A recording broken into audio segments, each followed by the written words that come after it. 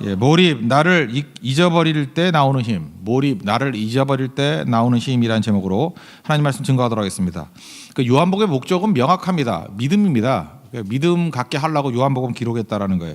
요한복음 그 뒷부분에 그 20장 30절 31절에 나오죠. 예수께서 제자들 앞에서 이 책에 기록되지 않은 그 표적들도 많이 행했는데 왜 이것만 기록했느냐?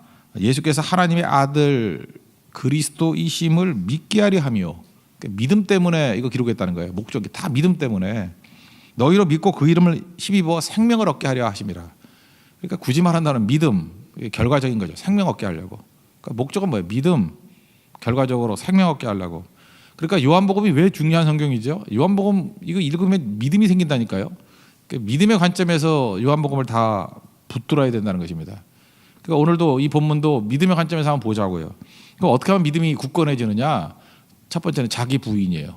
자기를 부인할 때 그게 믿음이 굳건해진다는 것입니다. 세례 요한이 인기가 막 올라갔습니다. 그래서 우리 인생을 살다 보면요, 하나님의 일을 하거나 뭐 인생 살다 보면 어느 타이밍인가 내가 두각을 나타낼 때가 있어요. 사람들이 나를 주목할 때가 있습니다. 여러분 그럴 때 있죠. 뭐 그렇게 인생이 바닥만 치나요? 나를 주목하고 내가 두각을 나타내고 막 그럴 때 기분 되게 좋아질 수 있거든요. 그때가 제일 위험한 때예요. 그때 자기를 부인해야 돼요. 자기를 깨버리고 자기 부인으로 나아가야 비로소 믿음이 자라기 시작한다니까요. 그러니까 이게 안 되는 사람들은 그냥 올라가려고 그러다가 믿음에서 좌절하는 인생이 된다는 것입니다. 여기 보니까 세례 요한이 얼마나 잘 나가는지 이스라엘 백성들이 기다리는 그 메시아에 관한 얘기들 쭉 설명하고 있어요. 네가 그리스도냐? 그리스도가 이제 메시아라는 뜻이거든요. 너 메시아냐 그랬더니 아니다. 그럼 엘리야냐? 이게 똑같은 얘기거든요. 엘리야도 뭐 장차 오실 메시아 예비하는 분이니까. 그런데 그것도 또 아니래요. 그러면 그 선지자냐? 이거 신학적으로 되게 중요한 건데 신명기를 읽어보면은 신명기 18장 15절에 모세가 이렇게 예언했어요. 하나님께서 너희 가운데 내 형제 중에 너를 위하여 나와 같은 선지자 하나를 일으키신다고. 그래서 그걸 그냥 신학에서는 그 선지자, 그래서 the prophet 이렇게 얘기해요. 그 선지자, 그 메시아예요. 이제 똑같은 말을 지금 동의 반복하고 있거든요. 그 선지자냐 그랬더니 물론 그 선지자 아니죠. 뭐 같은 얘기인데. 그럼 넌 뭐냐 그랬더니 이사야 40장 3절의 말씀을 인용해서 주의 길을 곧게 하라고 광야에서 외치는 자의 소리입니다. 소리. 소리는 인격이 있어요 없어요? 없죠. 소리는 음향일 뿐이에요. 그러니까 나는 주목받을 인격이 아닙니다. 나를 주목해서는 안 됩니다. 나에게 관심 가져서는 안 됩니다. 나는 그저 소리일 뿐입니다. 나는 소리일 뿐입니다. 자기 부정이죠. 철저한 자기 부정. 이때 믿음이 자란다는 거예요. 그러니까 우리 교회도 마찬가지입니다. 하나님의 능력 가운데 막 쓰잖아요. 우리 사용하시고 할 때 가장 큰 장애는 마귀 방해가 아니에요. 마귀 방해야 뭐 예수님이 다 물리치시는 건데 그거는 그렇게 큰 건 아니라고 생각해요. 오히려 마귀의 방해 때문에 우리가 더 굳건해지기도 하고 믿음이 자라기도 하고 더 큰 승리를 맛보기도 한 거죠. 세면 셀수록 강하잖아요. 우리가 그 16강에서 떨어졌음에도 불구하고 그렇게 기분 좋은 이유가 세계 랭킹 1위 독일을 이겼다 그러는 거 아니에요. 그러니까 세면 셀수록 이기면 더 기쁨은 큰 거죠. 그러니까 마귀가 세면 셀수록 이기거든요. 우리 무조건. 그러니까 기분만 좋을 뿐이에요. 근데 진짜 적은 누구냐면 내 안에 있어요. 이 자기를 이렇게 드러내려고 하는 모습들. 그때 믿음이 파산을 맞게 된다는 것입니다. 그러니까 원수는 나에게 있어요. 그러니까 징글징글해요, 진짜. 그죠? 끝까지 자기를 드러내려고. 우리 인간이 그런 존재거든요. 그러니까 믿음이 작동을 안 한다라는 것입니다. 그러니까 하나님 앞에 일을 할 때 내가 들어가면 들어갈수록 작품이 망치는 거예요. 피카소의 그림이 있습니다. 그런데 아무래도 좀 뭐가 삐딱해 보여. 그래서 내가 이렇게 붓질을 했어요. 그러면 그게 가치를 올리는 겁니까? 저 잡혀가야 됩니까? 그림 훼손하는 자가 하나 나타났다. 그럼 잡혀가야 되는 거예요. 그러니까 하나님이 하시는 거에는요 더 덧붙일 게 없어요. 오로지 내가 사라지는 게 최고예요. 그게 가치 부여가 되는 거거든요. 여러분 무슨 일을 할 때 항상 이 가치 부여라는 개념을 꼭 뒀으면 좋겠어요. 예를 들어서 우리 교회 뭐 이렇게 티셔츠 같은 걸 만들잖아요. 티셔츠 말고 이번에 뭐 특세 그 개근한 분들 이렇게 손톱깎이 세트 줬잖아요. 그래서 내가 물어봤어요. 여기다가 홍대 세교회 이렇게 찍은 거와 아무것도 없는 것 중에 너 뭐 가질래? 그랬더니 머뭇머뭇거리더니만 아무것도 안 찍은 거예요. 그러더라고요. 그럼 뭐하러 찍어요 그거를? 돈 들여서 뭐하러 찍냐고. 몇백 원이라도 들어갈 거 아니에요. 그 찍은 거를 싫어하는데 왜 찍냐고 그거를. 그러면 가치 부여가 되는 게 아니잖아요. 가치 박탈이잖아요. 그런 걸 하면 안 되죠. 그 다음에 또 한번 물어봤어요. 그 티셔츠에 아무것도 없는 것과 God Works라고 돼 있는 그 이렇게 디자인돼 있는 거 중에 어떤 게 좋냐 그랬더니 뭐 전 세계 가는 나라마다 God Works 디자인 멋있다고 있는 게 좋대요. 그럼 가치 부여죠. 그냥 시꺼먼 옷보다 그게 낫잖아요. 훨씬 더 좋아하잖아요. 거기 무슨 뭐 세계 이런 거 넣는 것보다도 BMW, Blessing, 그죠? 그 미션, Worship 이거 약자 집어넣는 거 훨씬 더 좋아하더라고요. 가끔은 자동차로 착각도 하고, 그죠? 그래 그런 거 그게 가치 부여형이죠. 있는 것보다 없는 게 하여튼 나았을 때 우리 항상 물어봐야 돼요. 여러분 가가지고 내가 들어갔을 때 가치가 낮으면은 열심히 들어가서 뛰어야 되는 거고, 어떤 때는 가치 부여가 안 되는 것들이 있거든요. 우리 가운데 참 그런 게 답답해요. 자기가 하고 싶은 게 있잖아요. 뭐 예를 들어서 뭐가 있나? 뭐 이렇게 노래 같은 거 자기 너무너무 하고 싶은데 저는 노래로 섬기고 싶습니다. 근데 아무도 그거를 이렇게 지지를 안 해줘. 계속 하면 가만히 반응이 안 좋아. 그러면 여러분이 가치를 박탈하는 스타일의 음악을 하시는 분이에요. 그 바보예요. 그거 왜 몰라 그렇게. 그냥 가만히 있어도요. 자기가 가치 부여의 인간이면 잠깐 하라 그래요. 좀 하라고. 그런 거 없으면은요. 아 이건 은사가 아닌가 보다 하고 딴 거 허드렛 일 하세요. 그게 훨씬 더 좋은 거라고. 어디 선교 같은 거 갔을 때도 이렇게 주방에 가면 막 싫어하잖아요 사람들이. 그러면 되게 맛없게 하는 분이에요 그분이. 빨리빨리 알아야 되거든. 아, 내 스타일이 이게 젊은이들한테 안 맞는구나. 그러면 좀 빠져도 주고. 그런 게 되게 중요한 거거든요. 그래서 내가 가치 부여형이 되느냐 가치 박탈형이 되느냐, 그건 지혜예요, 지혜. 그래서 내가 들어가면 환영하는 부분이 있어요. 아 이게 내 은사구나. 내가 여기서 가치 부여를 하고 있구나. 그렇게 해서 들어가는 거예요. 그거 하기에도 인생이 짧아요. 얼마나 많은 것들이 있는데요. 제가 전반적으로 모든 부분에서 거의 대부분에 있어서 그렇게 그리 인기 없는 사람을 내가 알고 있어요. 근데 뭐 이 부분을 얘기하면 누구지 예측이 될 것 같으니까 내가 얘기를 안 할게. 어떤 부분을 들어가면요, 그건 그렇게 좋아해. 그리고 그분 없을 때 막 그리워해. 어디 갔냐고. 그게 그 사람 인격이고 그 사람의 은사라고. 그러니까 그 일만 계속 그렇게 되는 일만 계속했으면은 얼마나 인정받고 하나님께 영광 돌리는 인생을 살겠어요. 근데 꼭 보면은 은사 아닌 거 가치 박탈되는데 가서 잠깐 설치니까 그 사람들이 짜증내는 거죠. 힘들어하는 거고. 그건 지혜 문제입니다. 그런데 하나님의 일을 할 때는요, 이게 무조건이에요. 내가 들어가서 도움되는 거 하나도 없어요. 다 가치가 박탈돼 버려요. 설교할 때도 목사가 자기를 드러내면 이 설교 망치는 거고요. 찬양 인도할 때도 잠깐 자기를 드러내면 이게 찬양 망치는 거고요. 봉사할 때도 자기를 드러내면 다 망치는 거고, 선교 갔을 때 뭐 누구 드러내면 자기 돈 자랑하고 이러면 다 망치는 거고요. 그러니까 중요한 거죠. 자기 부인. 철저히 하나님의 일은 자기 부인이 필요하다라는 것입니다. 우리는 이걸 또 인간은 또 비전으로 포장을 해요. 뭐 큰 꿈을 가지라 뭐 이러잖아요. 그럼 큰 꿈을 가지라 뭐 나쁜 뜻은 아니에요. 뭐 적극적으로 살라 뭐 이렇게 좋게도 받아들일 수 있지만, 낮은 곳에서 작은 일을 하는 사람을 은근히 불순종같이 여긴다고. 그게 왜 불순종이에요?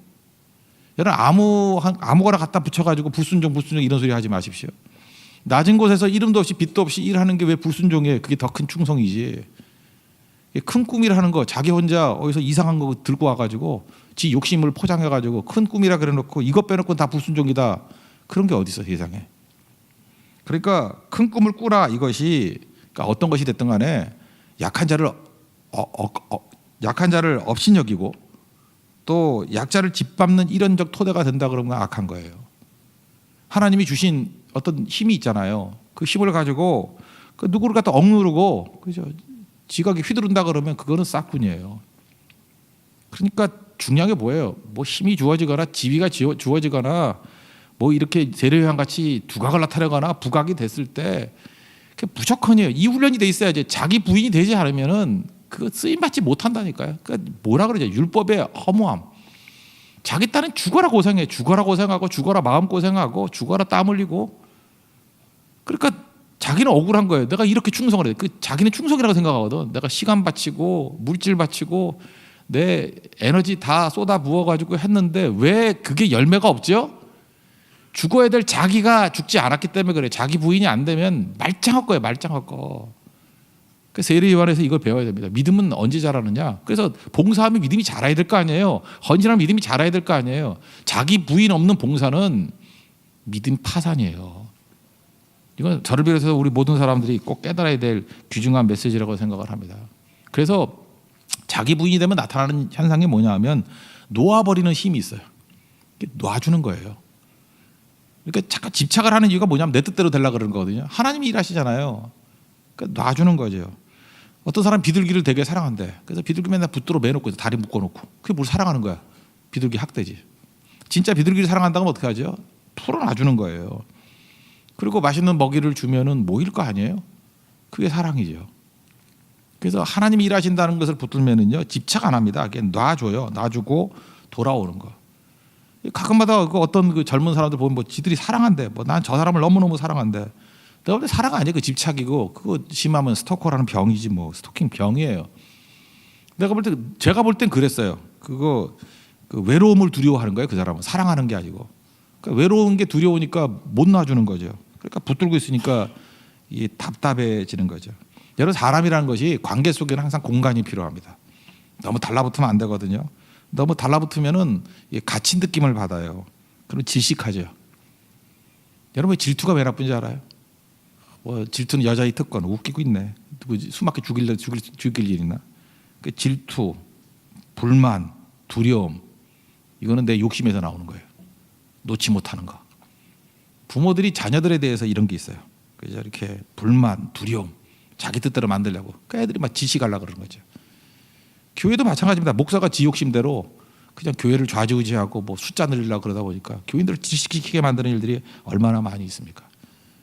자기 부인이라는 거 또 다른 말은 몰입이거든요. 찬송가 288장 보면 세상과 나는 간곳 없고 세상도 없어져야 되고 나도 없어져야 되고 구속한 주만 보이도다. 이게 몰입이에요. 몰입할 때 잘 된다 그러죠. 몰입할 때 왜 잘 되죠? 내가 없을 때 완전 자기 부인이거든요. 구속한 주만 보이고 뛸 때 그때가 제일 강력한 힘이 될 수 있다는 것입니다. 우리는 많은 순간에 자기 증명하려고 살아요. 내가 얼마나 정당한가, 내가 얼마나 억울한가, 내가 얼마나 옳은가. 하나님께서 주신 에너지 갖고 자기 증명해서 뭐 하려고, 뭐 잘난 인생이라 자기를 증명하려고 그러니까 우리는 죽어야 될 종이고 예수님 붙들어야 될 종인데 오히려 예수님을 증거하는 인생을 살아야 된다는 것입니다. 여러분 잘 곰곰이 생각해 봐요. 여러분 지금 화가 나는 분들이 있죠. 분노심이 있고 분노 조절이 잘 안 되고 어떤 때는 원한이 있고 질투가 있고 그거 핵심이 뭐예요? 왜 분노가 일어나요? 나거든요. 나 건드려서. 왜 원한이 생깁니까? 내가 억울하거든요. 왜 질투가 생겨요? 내 뜻대로 안 되니까. 그러니까 이거 하나씩 없애는 게 문제가 아니라 자기 부인이 일어나면 이런 거 생기지도 않아요. 똥개는 짖어도 경부소는 간다. 그거예요. 주님의 일을 하면서 그냥 꿋꿋하게 갈 수 있다는 것입니다. 그게 믿음 성장입니다. 우리 세계 모든 성도들은 믿음이 자라나고 굳건한 믿음으로 믿음이 이기네. 조금 전에 찬양하던데 믿음이 이기는 인생이 되는 축복이 임하기를 기원합니다. 또 한 가지 두 번째는 그냥 하는 거예요. 그냥 하는 거. 믿음은 그냥 하면 믿음이 자라요.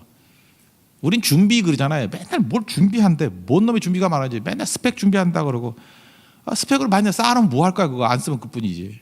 일단 준비도 중요하지만 때가 늦었다 그러면 일단 들어가는 거예요. 주님 말씀 앞에 순종하고 들어가면 그 다음부터 하나님이 준비하신 거예요. 그러니까 중요한 포인트는 뭐냐 하면 준비는 내가 하는 게 아니고 준비는 하나님이 하신다. 그게 여호와 이레죠. 그게 여호와 이레라고. 우리 날이 저물어 갈 때 뭐 쭉 부를 때 뭐라 그래요? 내가 고백해 뭐라 그래요? 여호와 이레. 참 노래 가사가 너무 간단하지만 좋은 것 같아요. 그죠? 하나님이 준비하는 거예요. 하나님이.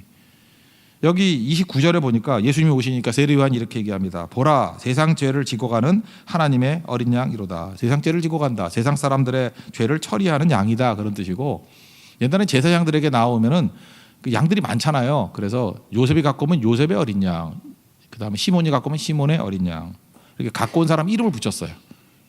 그러니까 제가 만약에 제사를 드리러 간다 그러면 전병욱의 어린 양 이렇게 끌고 가니까. 근데 여기 독특한 표현이야. 하나님의 어린 양. 누가 끌고 왔어요? 하나님이 직접. 이건 무슨 얘기예요? 하나님이 예배해 주신다는 거예요. 우리는 많은 순간에 내 힘으로 한다고 생각하니까 딱 내가 준비한대. 근데 내가 준비되기 이전에 주님께서 원하는 건 뭐예요? 너부터 오라는 거예요. 그냥 무조건 오라고. 준비를 내가 다 해놨으니까 신경 쓰지 말고. 그래서 일단 가면은 그렇다고 우리가 뭐 아무것도 안 한다는 얘기가 아니에요. 가보면 그 다음부터 깨지는 거 아니에요. 그래서 내가 뭐 준비할 거 그 다음에 하고 또 훈련할 거 하고 연단 받을 거 주님께서 알아서 해주시는 거죠. 여러분 집 나가서 가출한 애가 있어요. 그러면 제일 먼저 우리 뭐라 그래요? 야 당장 집에 돌아가. 그때 얘가 뭐라 그러냐 하면 준비 좀 하고 돌아갈게요. 얼마나 준비할래? 6개월 동안 준비하고. 여러분 6개월 동안 준비가 그게 준비예요? 망하는 시간이지? 안 그래요? 집 떠난 아이가 집 떠난 고등학교 1학년짜리 뭐 여자아이가 무슨 놈의 준비가 필요해? 집에 당장 돌아가는 거지. 그렇죠? 들어가서 뭐 얻어 터지더라도 당장 돌아가야죠. 우리도 마찬가지예요. 뭐가 준비가 필요해요? 우리가 무슨 준비를 해요? 당장 하는 거죠. 당장. 그러면 하나님께서 힘 주시고 예비하신 모든 것들을 채워 주신다는 것입니다. 탕자가 뭐 준비하고 돌아왔어요? 그냥 오니까 아버지가 다 준비했지. 지가 무슨 뭐 송아지를 준비해요? 지가 뭐 팔찌를 준비해요? 지가 신발을 준비해요?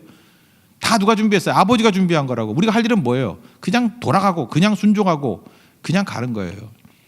오늘 세례 요한이 표현한 게 뭐예요? 모든 범죄한 죄인들아, 죄짐 때문에 무거워하고 괴로워하는 모든 사람들 그냥 예수께 나오라는 거예요. 그냥 예수께 나오면은 그럼 이 죄는 어떻게 합니까? 그러니까 예수님이 처리해 주시는 거죠. 죄 씻어 주시고 구원해 주시고 갈 길 이끌어 주신다는 것입니다. 이것만 그래요? 다 그렇지. 사실 우리가 믿음 없는 게 되게 많아요. 뭐 믿음이 없어가지고 뭐 안 돼서 내 계획대로 해서 뭐 안 된대. 뭐 준비된 게 없어가지고 결혼도 못 한다 그러고, 뭐 준비된 게 없어가지고 뭐 애도 안 난다 그러고, 뭐 준비된 게 없어가지고 뭐 맨날 못 한대요. 예수님의 답이 뭔지 알아요? 공중의 새를 보라. 심지도 않고 거두지도 않고 창고에 저축도 안 해놨는데 하늘 아버지께서 기르신 거 모르니? 한마디 하는 거예요. 네가 그것보다 귀하거든. 자꾸만 고민하고 내가 준비한다 그러는 건 참새만도 못한 자예요. 참새도 먹기 싫은데 내가 걱정하고 있어. 그건 아니죠. 그러니까 하나님에 대한 믿음의 표현이에요. 그냥 가는 거야. 그냥 내 모습 이대로 주께로 가오니.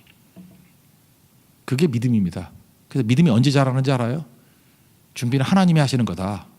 나는 그냥 가면 된다. 잔치가 벌어졌습니다.